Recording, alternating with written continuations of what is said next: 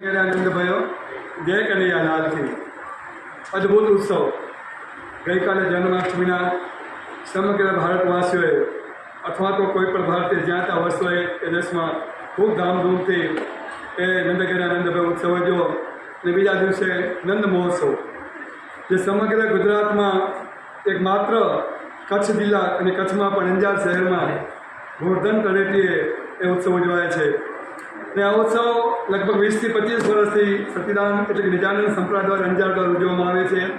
જે તે વખતે વ્રજ ગૌશાળા એટલે કે નાગરપુર મધ્ય આવેલી હતી શરૂઆતના વર્ષોમાં ત્યાં આયોજન કર્યું। ત્યાર પછી ભગવાનની ઈચ્છાથી ગોવર્ધન પર્વતનું 2014માં નિર્માણ થયું। એટલે માત્ર ગોવર્ધન પર્વત જ નહીં, ગોવર્ધનની સાથે ભરસાણા, રમારેતી, યમુનાજી, ગિરિરાજજી આદિ સમગ્ર જેને કહીશ કે 84 કોટની બધી યાત્રાઓ ગોવર્ધન તળેટીમાં કરવામાં આવી। ત્યારથી આ ઉત્સવ યોજવામાં આવે છે।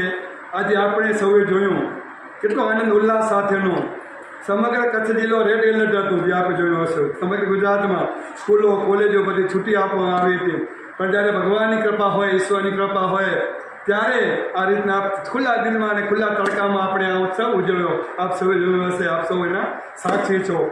અને કહી શકાય તે વન ભોજન બાજરાના રોટલા હોય, ખારી ભાત હોય, ગોળ હોય, માખણ હોય, મિશ્રી હોય, ગોળ હોય, આજે જે વન ભોજન કહી જે ભગવાન ગ્વાડીઓ સાથે લેતા હતા, આવું જ વન ભોજન લગભગ 10 થી 15,000 ભક્ત ભાવિકોએ માત્ર કચ્છની, ગુજરાત હોય, સૌરાષ્ટ્ર હોય, મુંબઈ હોય, કલકત્તા હોય આદિ અનેક સ્થળોથી વૃદ્ધ ભક્તો આવી અને ખૂબ ભાવથી પ્રેમથી પ્રસાદ ગ્રહણ કર્યો।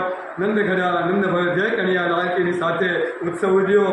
અને આની સાથે રત્નાલ મંદિરના જે ભગવાન દાસજી મહારાજ છે તથા સમગ્ર જેને કહી શકાય ટીમ છે ને આજના મહાપ્રસાદના દાતા જેને કહી શકાય તો સત્તાપર ગામના ગૌરવ જેને આપણે દાદા તરીકે ઓળખીએ વાસણભાઈ વિસાભાઈ પરિવાર તરફનું આજનું આયોજન હતું। એમણે પણ ભગવાને ખૂબ કૃપા વરસાવતા રહે છે।